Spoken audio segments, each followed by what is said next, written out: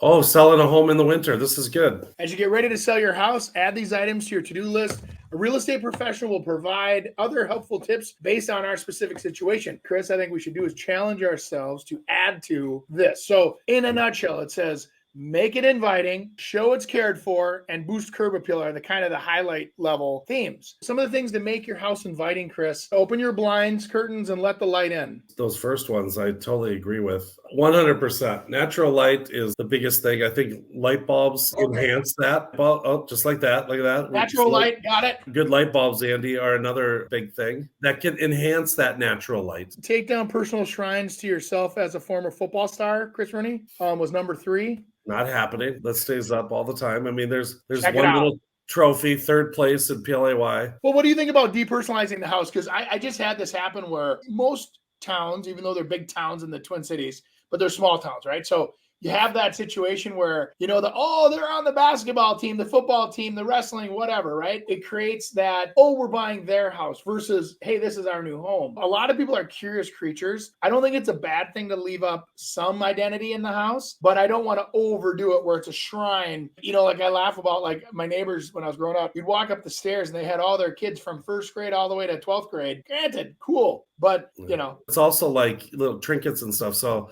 we got a good example. If you put Andy on the full screen here, if you look behind him, he's got all those little cars and stuff. They're cool. But what happens is that someone comes up in this office. He has an office above his garage, laid out really nice. But some people might spend more time looking at those than what the features are that they're purchasing. Those would be good to kind of just get out of the way so they can imagine themselves in there. Perfect example, where they get a little distracted, sidebarred. The more objections that you can take care of, the easier you get to an answer of yes, and then I'll purchase it, because it's great when you walk in and say, oh my gosh, there's nothing I have to do. And, the appliances are new and all the paint is touched up versus, guys, it's a nice house, but I'm sure I'm going to have to replace the dishwasher in 2 years. You know what? The window's got some cracks on it. Pretty soon they think about it too much. They go look at the next house that doesn't have that. And then they buy the next house. Well, that, and then the other thing is giving each room an actual clear purpose. For an example, I've been in houses where somebody takes a bedroom with a closet, window, everything's conforming. They'll set it up with an office. People walk through the house and go, oh, that's too bad. The house only had 2 bedrooms. Had a nice office, though,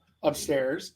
And they can't visualize. So when you analyze and strategize with how are we going to sell this house, is this area craving 2-bedroom houses with offices? Well, then that scenario would work great. Or is the area craving 3- and 4-bedroom houses and they're not as concerned about the office? You will go to purpose with, I would make sure that office looks like a bedroom. So people walk through and it's crystal clear the intent for that room. And what do sellers say? Andy, come on, there's no way. I mean, people can look past that. No, they can't. You're 100% on. And I like the extra part you added on. If that area does say, maybe there's 6 bedrooms, that's no problem to put an office in one of those other bedrooms. Because now, I've got 5 and 6. But yeah, if you've got 3 bedrooms and one's an office, people are thinking you only got 2. It's crazy, but they do. We've always talked about having flex rooms in houses where we multi-purpose rooms, from the dining room to an office to a kid's playground to a, mom and dad's future, the visit for a month bedroom, multi-generational housing needs.